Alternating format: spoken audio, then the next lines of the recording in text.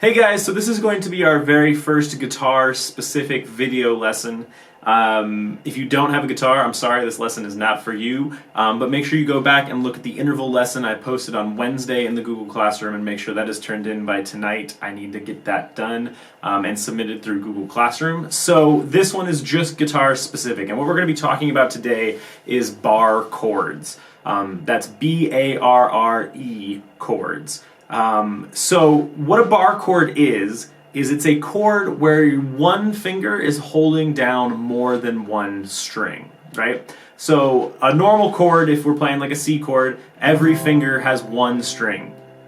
Now a bar chord is going to be a little bit different because one finger is going to be holding down multiple strings. So the very first thing I want you guys to do before we even get into showing you what a bar chord is or which bar chords to play, I just want you to work on barring across a couple of strings with one finger. So what we're going to do is we're going to go to the 7th fret on the D, G, B, and E strings. That is the 7th fret on the D, G, B, and E strings. Now what we want to do is we just want to take our first finger and squeeze down the 7th fret across all of those strings. Okay, here's what it's going to sound like. Okay, so you want to test to make sure that every individual string is ringing clearly, okay? If you're not applying even pressure, you're going to get some notes that are kind of muted or buzzed, so make sure every note is coming out nice and clear. Cool.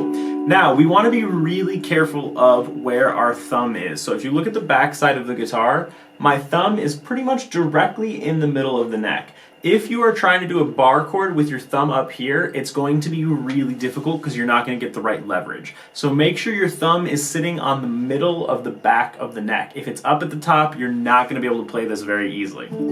Okay, so make sure that our thumb is in the right position and that we're barring across.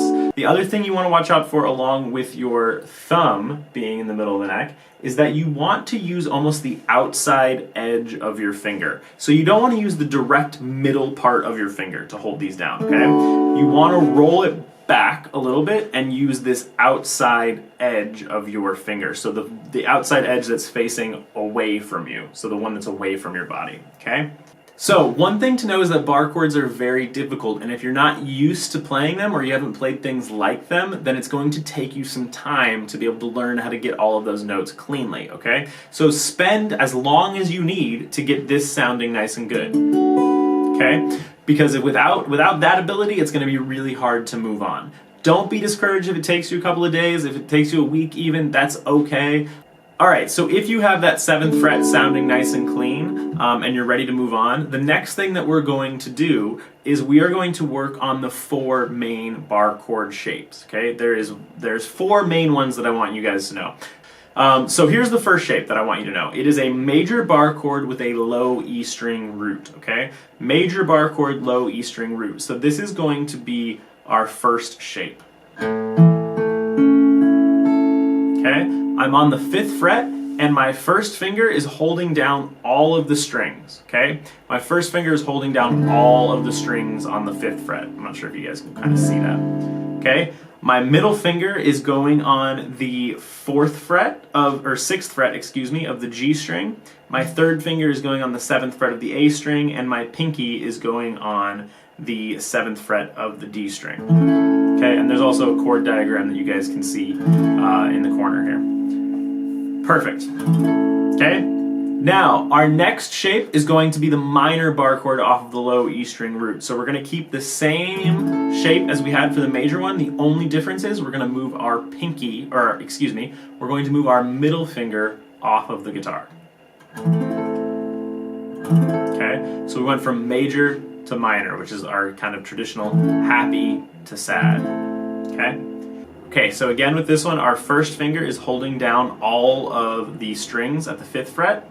Our 3rd finger is going to be on the 7th fret of the A string, and our pinky is going to be on the 7th fret of the D string, and our middle finger is not doing anything, it's just floating. We also, so those are the first 2 bar chord shapes. We also have 2 shapes off of the A string. Okay, so we're going to start with our major off of the A string. Now, for this bar chord, we're going to be using our 3rd finger, our ring finger, to be the one that is barring multiple strings, okay? So our first finger is going to go on the 5th fret of the A string, and our 3rd finger is going to go across the 7th fret on the D, G, and B strings. Okay, so the D, G, and B strings.